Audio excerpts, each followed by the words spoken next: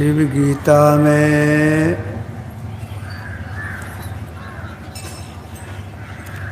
भगवान शिव का एक उपदेश है,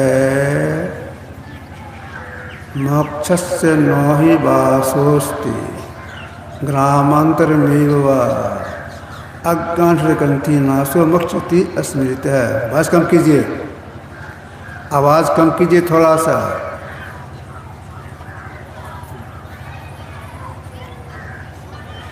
मोक्षस्य न हि वासोऽस्ति ग्रामांतरमेव वा अज्ञान हृदय ग्रंथि नाशो मोक्ष इति अस्मृत है। मोक्ष कोई ऐसी वस्तु नहीं है जो एक जगह रखी हो, या उसकी प्राप्ति के लिए दूसरे गांव में जाना पड़े, दूसरे प्रांत में जाना पड़े।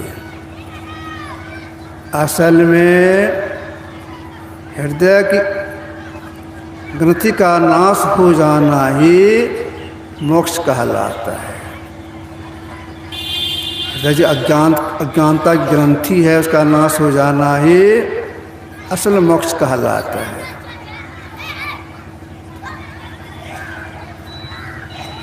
हृदय की जो अज्ञान की ग्रंथि है, इस नाश कैसे होगा, इसके लिए क्या करना होगा?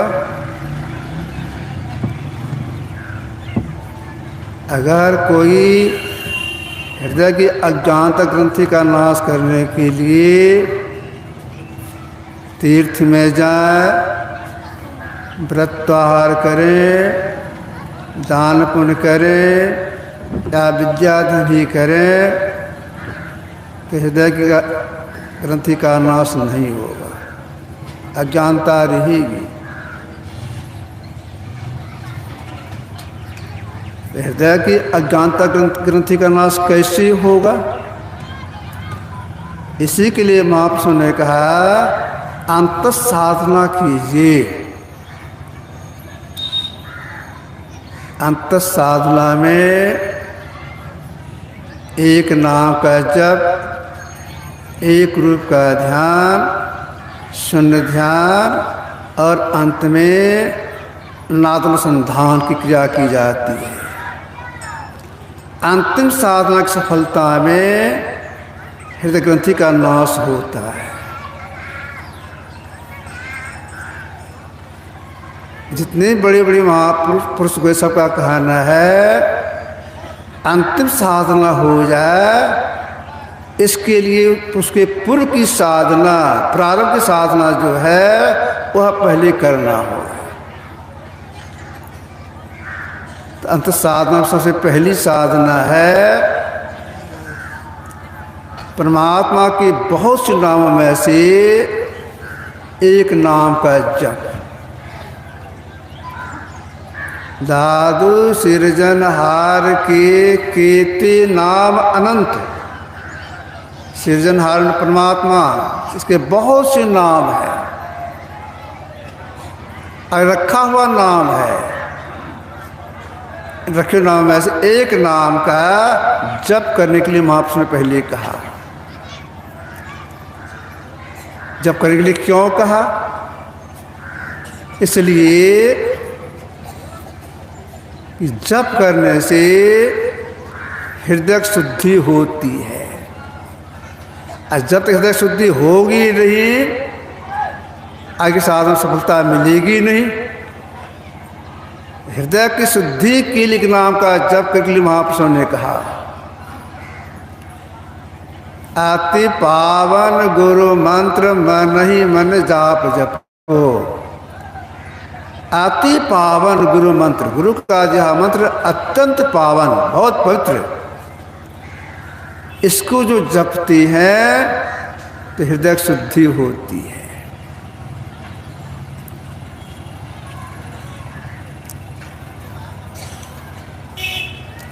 नाम जप करने के लिए सीख लिए हैं, लेकिन सही कला नहीं जानते, सही कला नहीं सीखी है, लेकिन जपते हैं थोड़ा थोड़ा, तो हृदय शुद्धि नहीं होगी। कुछ अनुभूति भी नहीं होगी। जब करने सही कला जानना चाहिए, जब करने सही कला क्या है। ऐसे लोग आंख बंद कर लेते हैं, जो नाम बता दिया गया थोड़ा सा जप लेते हैं, छोड़ देते हैं। यह नहीं, जब करने सही कला जाननी चाहिए, तब हृदय शुद्धि होती है। जब करने सही कला क्या है। एक संत हुई है सहजो बाई, ये चरणदास जी की शिष्या थी। इन्होंने कहा है बैठे लेटे चालते खान पान विहार, जहाँ तहाँ सिमरन करे अंत में का सहजो ही निहार। मतलब क्या हो गया। हिसक लगाने के ख्याल से बैठे लेटे चालते खान पान विहार, मतलब कहीं जा रहे हैं, कहीं से आ रही है, कोई काज कर रही है, तो जो मतलब सीखो उसको जपते रहेंगे, लेकिन इससे हृदय शुद्धि नहीं होगी। तो हृदय शुद्धि कैसी होगी। तो सहजो ही निहार, इस क्लास का जप करेंगे हृदय शुद्धि हो जाएगी। सहजो ही निहार से मतलब क्या हो गया। अगर कोई हिया का अर्थ छाती लगा लेंगे तो गलती हो जाएगी। यह हिया से मतलब है जोग हृदय। गुरुदेव की वाणी में है जोग हृदय में वास न तन वास है तो क्या। जोग हृदय के कई नाम हैं। जोग हृदय कहिए, आज्ञा चक्र कहिए, दसम द्वार कहिए, कंजा कमल कहिए, शिव नेत्र कहिए, ब्रह्मरंध्र कहिए, एक ही बात है। मतलब दसम द्वार की ओर आंख बंद करते अंधकार है। इसी अंधकार में एक स्थान का नाम है दसम द्वार, उस ओर ख्याल कीजिए। मतलब क्या हो गया। आंख बंद है, घोर अंधकार सामने में है, सामने देखते हुए, चिमटी निगाह से नहीं, स्वाभाविक ढंग से सामने देखते हुए ख्याल किधर रहे, दोनों भावों के बीच में सामने देखते हुए जप कीजिए। एक जप करने की सही कला है, जो इस कला से जपते हैं, तो जपते जपते हृदय शुद्धि होती है। एक पाठ हो गया, लेकिन इतने में हृदय की ग्रंथि का नाश नहीं होगा। इसके आगे और साधना करनी पड़ेगी। और आगे का क्या है क्रमशः में, गुरु जिनका ध्यान करने के लिए बता दें, उनके रूप का ध्यान, मतलब मानस ध्यान।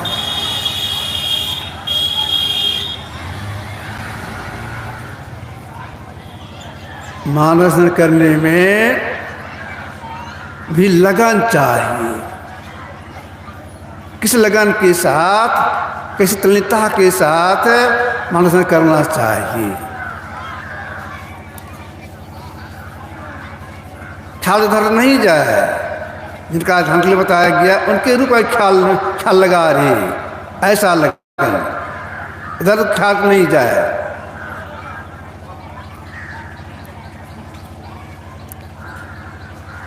पहले लोग पानी के लिए गांव के बाहर में कुआं खोदती थी।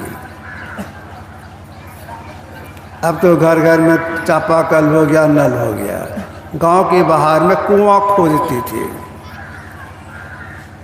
माँ बहनें जाती थी पानी लाने के लिए, तो समय की बचत के ख्याल से वे क्या करती थी, अपने साथ में 2 घड़ा ली जाती थी, जल्दी काम हो जाए। 2 घड़ा ले जाती थी, अपना बाल्टी अपना रस्सी। कई महिलाएं जाती थी पानी भरने के लिए, 2 घड़ा पानी भरती थी, बाल्टी पानी भर लेती थी। अब घर की ओर आना है तो 1 घड़ा माथे पर रखती थी और ये घड़ा बाएं कमर पर, अब बाएं हाथ से उसको पकड़ती थी ऐसे करके, घड़ा गिरे नहीं। और दाहिने हाथ में बाल्टी, उसमें पानी, और कड़ी के बगल में रस्सी लटका लेती थी। कड़ी पकड़ी है। अब देखिए माथे पर घड़ा है, कमर पर घड़ा है, बाएं से पकड़ी है, और दाहिने हाथ में बाल्टी है, उसमें पानी है। अब चलते हैं घर की ओर। रास्ता कैसा? ऊबड़ खाबड़। 4-5 महिला है तो चुपचाप नहीं जाती है, गप सप करती, या बातें से गप सप करती चलती थी। अब देखिए हाथ दोनों बंधा हुआ है, रास्ता ऊबड़ खाबड़ है, बातचीत करती जा रही है। अब माथे घड़ा है, गिरता क्यों नहीं है? क्यों नहीं गिरता था? गप सप करती जा रही है, हाथ बंधा हुआ है, लेकिन उसका ख्याल कहाँ है? घड़ा पर। ठीक ऐसी संसार काम कर रहे हैं, ख्याल कहाँ रहे? अपने इष्ट पर। इष्ट पर जिनका ध्यान करते हैं वे ऐसे हैं, उनका चेहरा ऐसा है। यह लगन चाहिए मानसन करने में।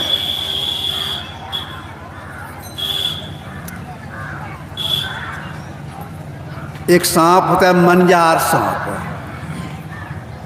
जिसके अंदर में मनी हो जाता है, उसको बोलता है मनजार सांप। रात में बिल से निकलता है चारा करने के लिए, जंगल से निकलता है चारा करने के लिए, और करता क्या है? अपने मुंह से मणि को निकालता है। मणि का गुण है प्रकाश देना। अब प्रकाश पर रात का समय है, पतंगा दौड़ता है, वह सांप ओस चाटता है, पतंगा खाता है, ओस चाटता है, पतंगा खाता है, लेकिन ख्याल उसका कहाँ है? प्रकाश उधर फैला रहता है, तो प्रकाश के अंदर में जो कीड़ा आ गया, कीड़ा खा लेता है, ओस चाटता है, पतंगा खा रहा है, ओस चाट रहा है, ख्याल कहाँ है उसका? मणि पर, कोई ले न ले। इसी तरह से संग्राम कर रहे हैं, ख्याल कहाँ लगा रहे? अपने इष्ट पर। वे ऐसे हैं, उनका चेहरा ऐसा है। यह लगन चाहिए मानसन करने में।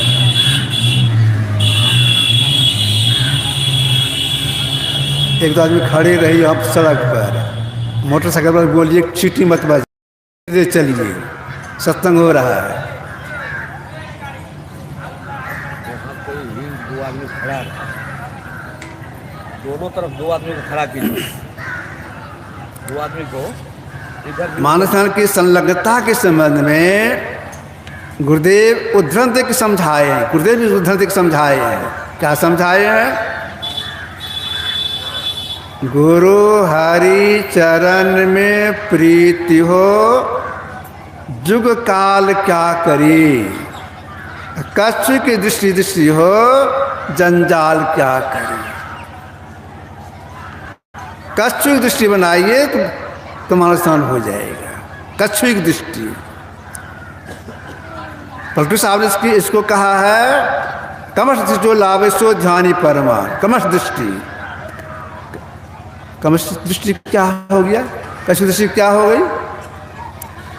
कछुई जलचर प्राणी है, जल में रहने वाली प्राणी है।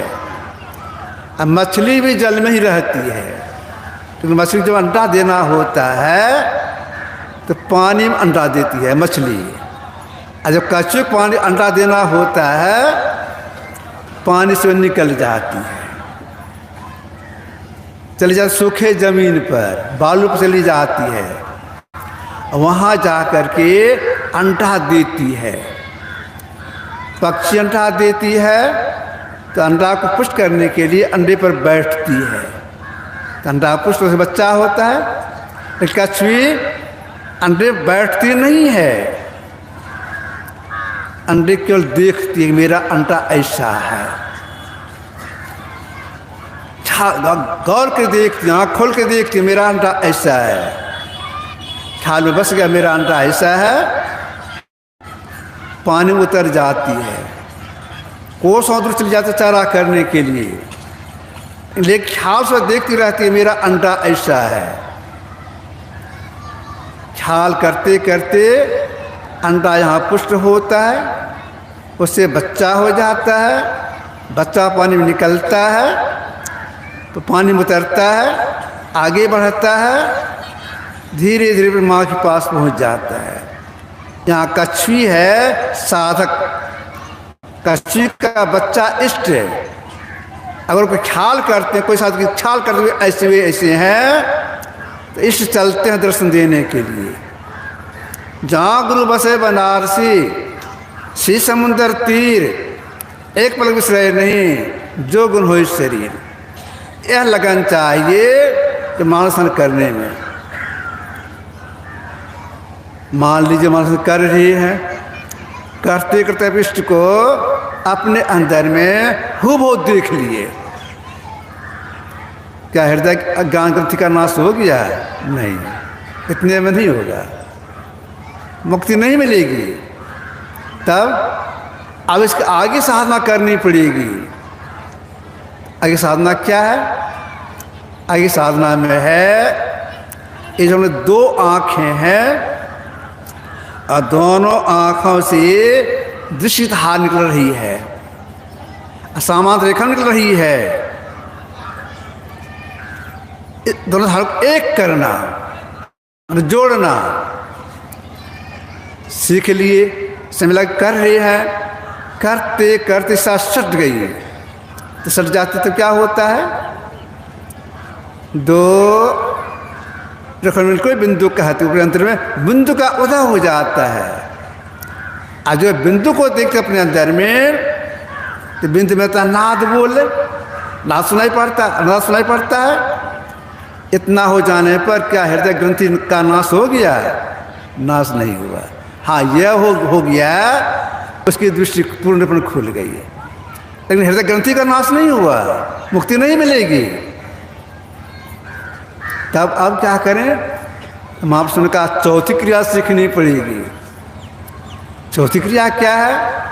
उसी को महापुरुषों ने कहा नादानुसंधान, नाद की खोज।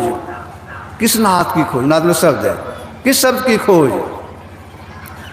कबीर साहब की वाणी में है साधो शब्द साधना कीजिए, जय सबसे प्रकट भाई सब सोई शब्द गा लीजिए।